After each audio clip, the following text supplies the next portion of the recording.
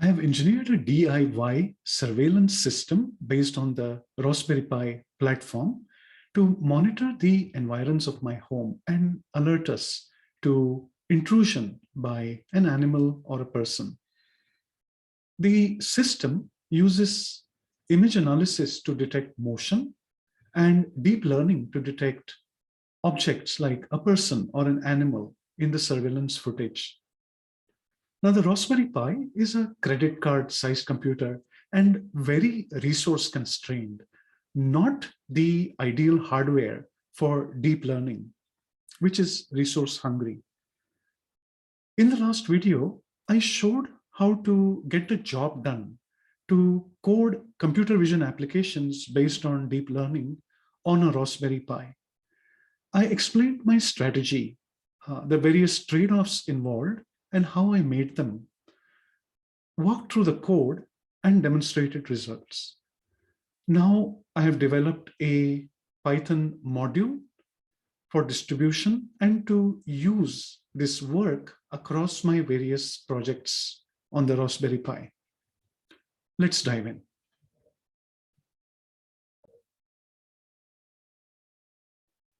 Let us start with a demo of my module, classifiers.py. We'll first see the module in action and then dive into the code. And I will run this demo in the Python interpreter using the command line.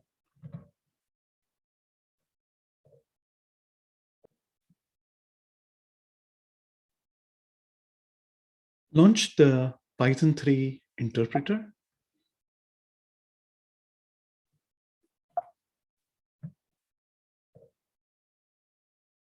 I'm going to zoom in a little bit.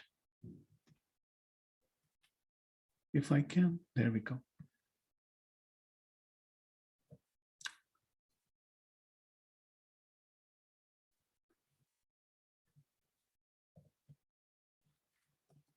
Launch the Python 3 interpreter. So to use the module, we import it. Import from classifiers, import star.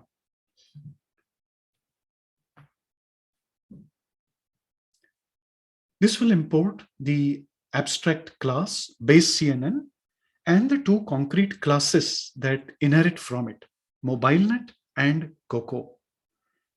Now, each concrete class represents a CNN variant. To create a CNN, we need two flat files, which should be downloaded already and stored locally. The first file has the class labels and the second file has the model parameters.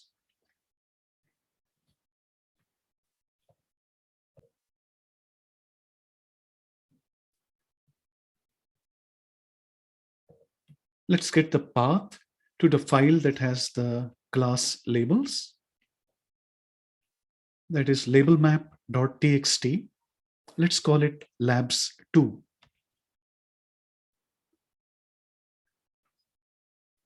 And now let's get the path to the file that has the model parameters.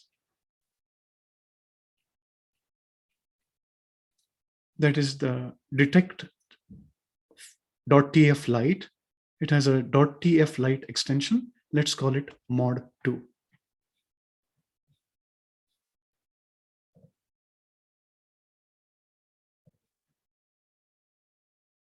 Now with these flat files, create an instance of Coco like so. Call the constructor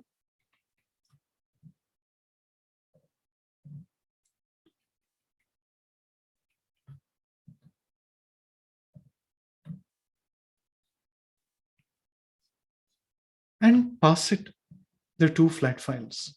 Let's call this CNET.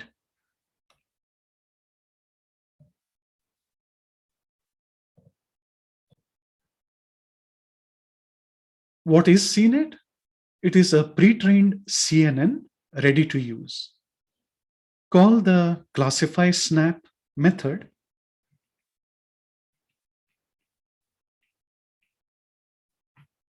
to execute object detection from soup to nuts, from taking a picture with the pi camera to reporting the results, which are all the objects detected above a configurable threshold, likelihood threshold. Let's run this.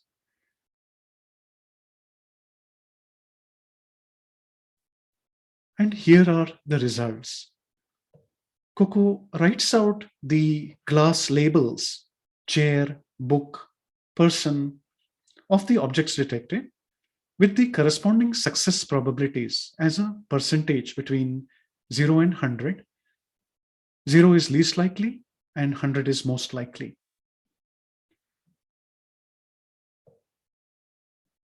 Coco also marks the objects detected in the image with these yellow rectangular frames.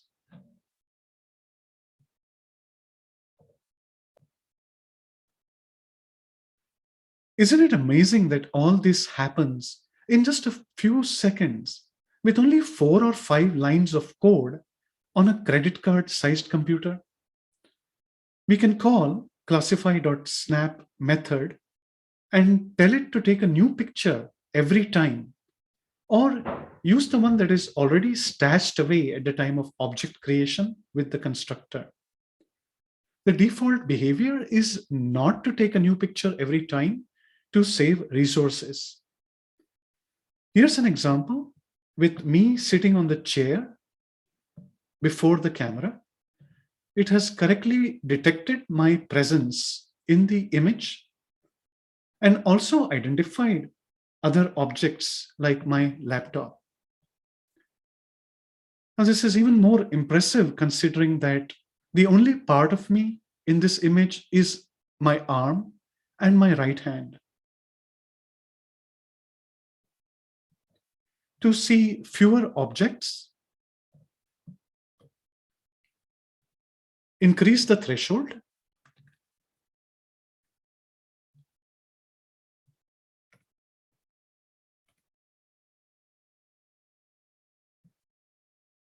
And to see more, reduce it.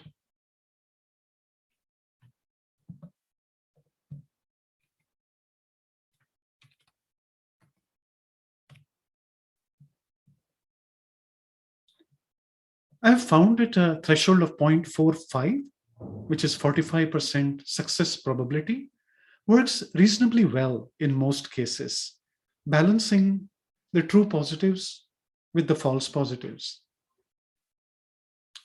So I use a default value of 0.45 or 45% success probability.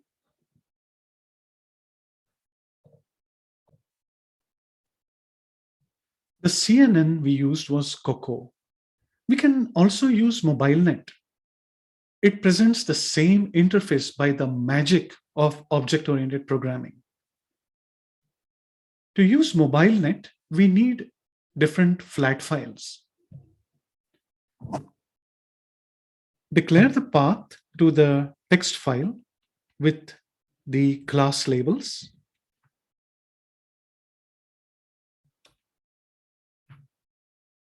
This one has a much longer name.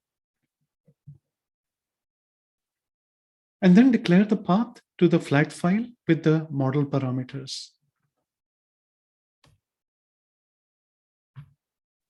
This is the file that has the .tflight extension. Create an instance of the MobileNet class, call it mnet with the constructor.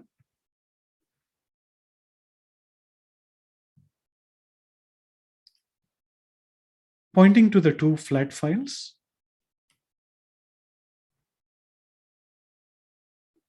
And then call the classify snap method.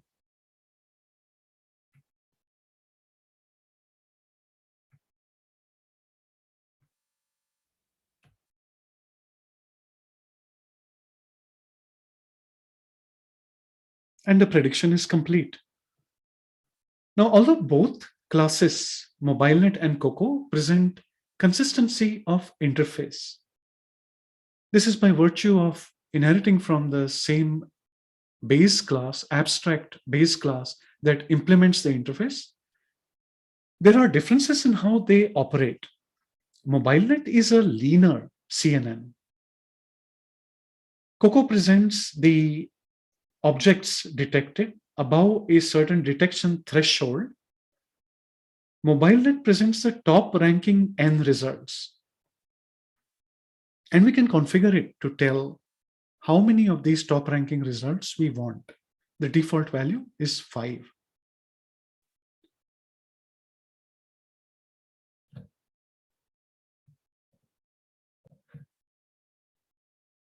We can ask MobileNet to show us more objects or fewer.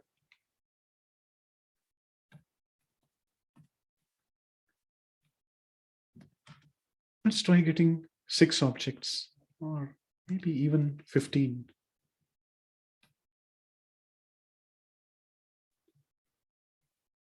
And let's try getting 3 objects.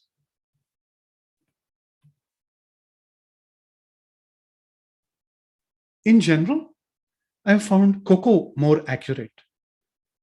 Also, the pre-trained model of MobileNet that I've used here does not recognize a person, man or woman, making Coco the natural choice for surveillance applications.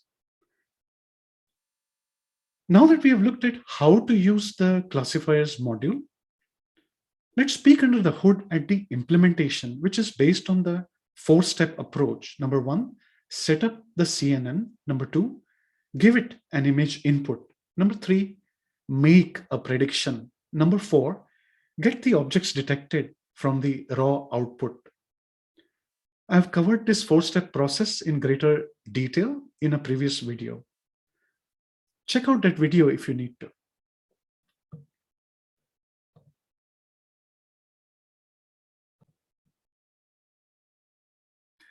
In data science, it is not unusual to want to work with a variety of algorithms to tackle the same problem. These algorithms often present the same or similar interface, and we want ease of switching between them to try out all for any given problem or tailor our approach to the use case on hand. It is important that we architect our software application well to enable ease of switching between algorithms without creating a mess. We hear about spaghetti code that is super difficult to maintain or extend as it grows over time and error prone as well. Here, I will show how to make multiple CNN models available through a library for use across diverse applications using inheritance in object-oriented programming. The module currently supports 2 CNN models and is constructed in a way that we can easily extend it and add more of them over time.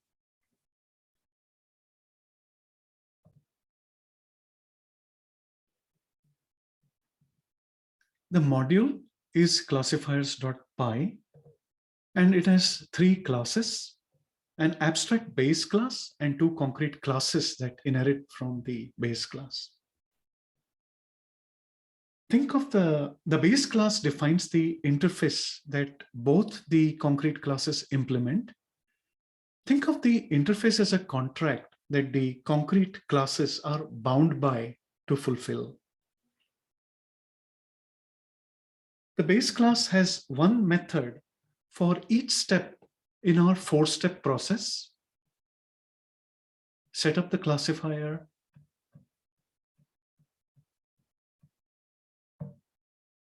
give the input image as input, analyze the input image, make predictions, and get the objects detected from the output. The main method is classify snap, which is a wrapper function that wrap around these other 4 methods in the 4-step process. Then there are a number of helper methods. So seen through the lens of this four-step process, the class implementation is simple.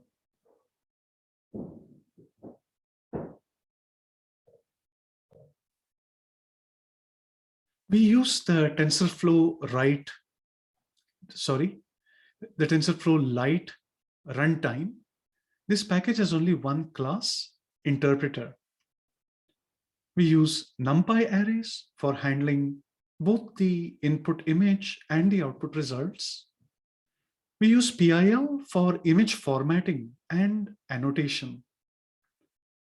And the other packages help us along. Let's start by looking at the base class constructor. Now, a CNN model requires two flat files. This should be downloaded and stored locally. Path to labels is the file path to the text file that contains the class labels. It's a simple text file and the file path to it. Path to model is the file path to the flat file containing the model parameters. Underscore interpreter is the sole object from the TensorFlow Lite runtime.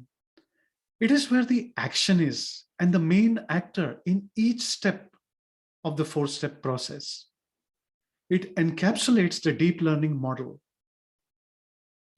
And then for convenience, we have underscore labels where we store the class labels, underscore snap for a picture, and underscore input output details with information about the interpreter's input and output ends. The constructor only requires that we pass it the file paths to the two flat files.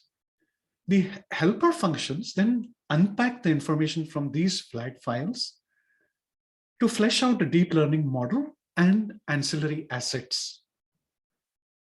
Set labels unpacks the text file with the class labels and stashes this information in underscore labels. Set interpreter is a critical method. It loads the model parameters from the flat file to flesh out a deep learning model, giving us a convolutional neural network that is ready to use for computer vision. This happens once the allocate tensors method of interpreter has run and the interpreter springs to life and is ready for us to feed it images to detect objects and classify images.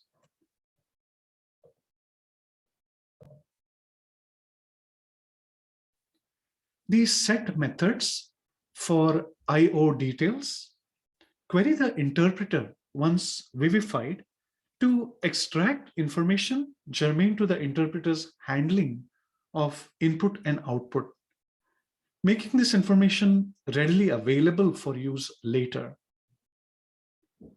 This includes such details as the size and format of the image for presentation to the classifier. Details, but vital for smooth operation and running of the algorithm. Set snap takes a picture with the Pi camera, adjusts it for compatibility with the classifier, and then stashes it away. These set methods are invoked in complete initialization method, which represents the first step in our four-step process and sets up the classifier for use. To use the classifier, we need to take a picture. Take snap will do that and use the input details to make adjustments so the image is compatible with the classifier. Then show snap shows the image using matplotlib.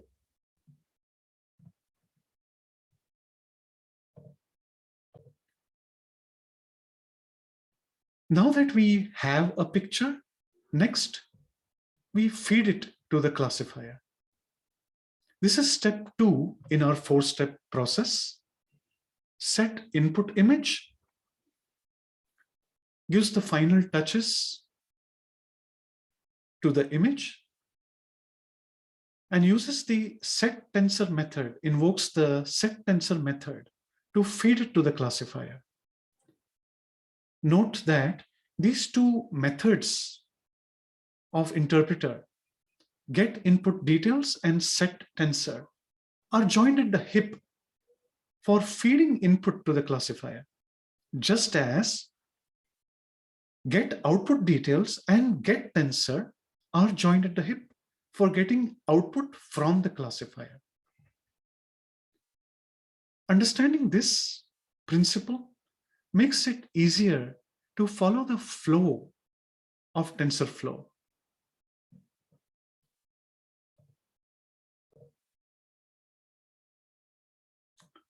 With the classifier ready and in receipt of input, it is time to crunch the numbers. This is step 3 in our 4-step process, predict. Here we call the invoke method of the interpreter and classification is done. Yay! But before we break out the champagne, there is one more step we need to take care of, which is to get the output from the classifier, interpret the results, and report out. This is step 4 in our 4-step process, get output labels. Now, until now, these steps 1 through 3 have an implementation that is very consistent across CNN architectures. Not so step number 4. So we leave it as an abstract method for definition in the concrete classes later.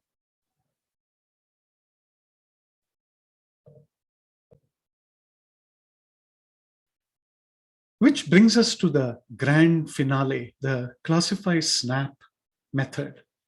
Here is where all the 4 steps come together, soup to nuts for object detection. And because we already have an abstract method in step number 4, get output labels, we leave this as an abstract method for definition later in the concrete classes.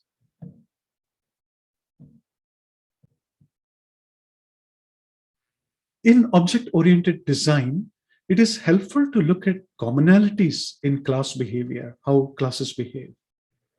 When there is enough in common, we weave the commonalities into an abstract interface and work the differences in implementation into the concrete.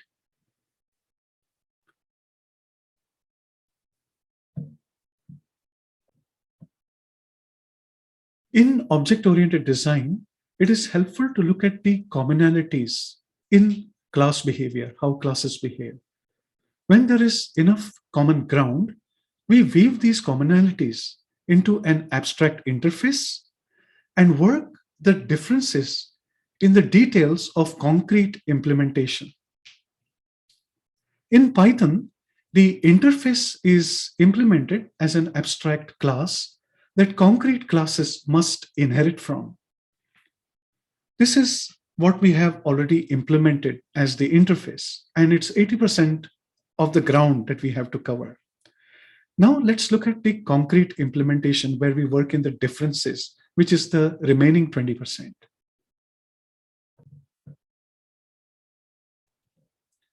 Among CNN classifiers, there are some differences that are small and easily tidied over.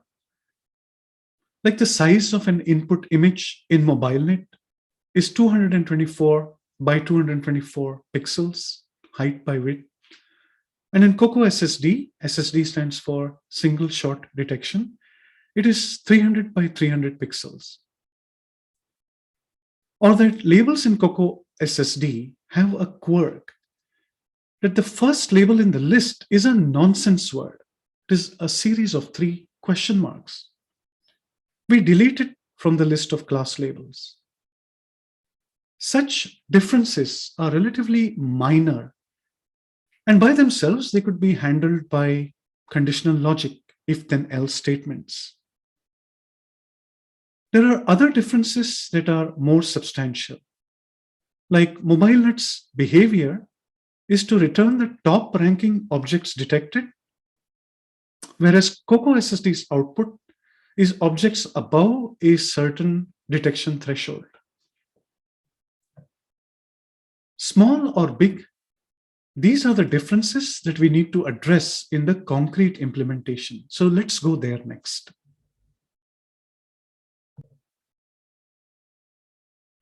Let's dive into the concrete implementation, starting with the relatively minor issue of class labels. In the base class, the set labels method, open the file, read the contents line by line into an array after trimming any extraneous white space, any trailing white space. In Coco SSD, we need an extra step to deal with the nonsense word.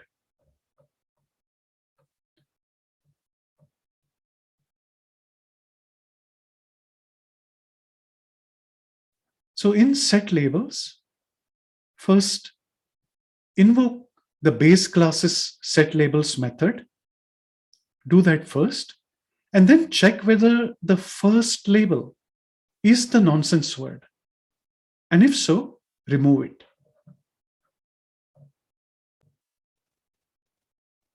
The major divergence between MobileNet and Coco SSD occurs in step 4 of our 4-step process, get output labels. These methods are left abstract in the base class and defined only in the concrete classifiers, only in the concrete implementation. MobileNet's implementation accepts an argument top k, which is the number of top ranking results desired, top ranking objects desired. The implementation in Coco SSD accepts a detection threshold, a likelihood threshold for detection. This implementation deals with the fact that the model's rich output has not just scores, but also bounding boxes of detected objects. In Coco SSD, these bounding boxes are drawn on a copy of the original image using PIL and then shown along with the returned results.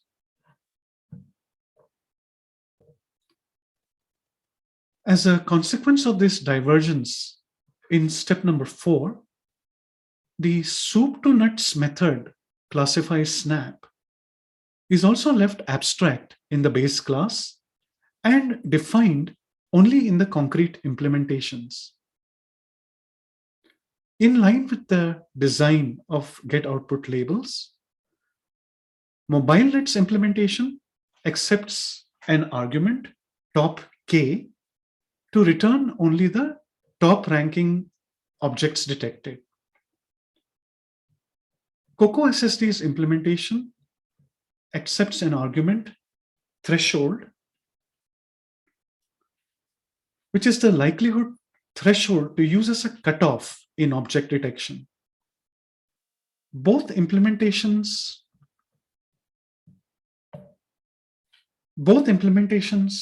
accept an argument new, which flags whether a fresh picture should be taken at the time of invoking this method, when the picture is taken in step number 2, when the input is set to the interpreter.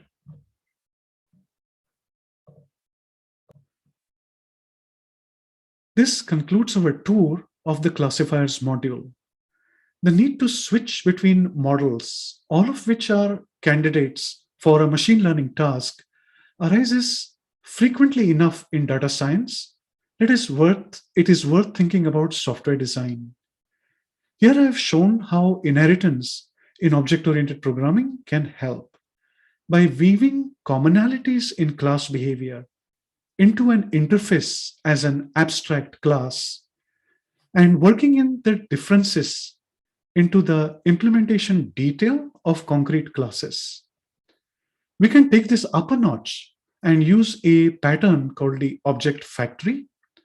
Perhaps I'll cover that in another video. Meanwhile, feel free to reuse my code and remix it in your own apps.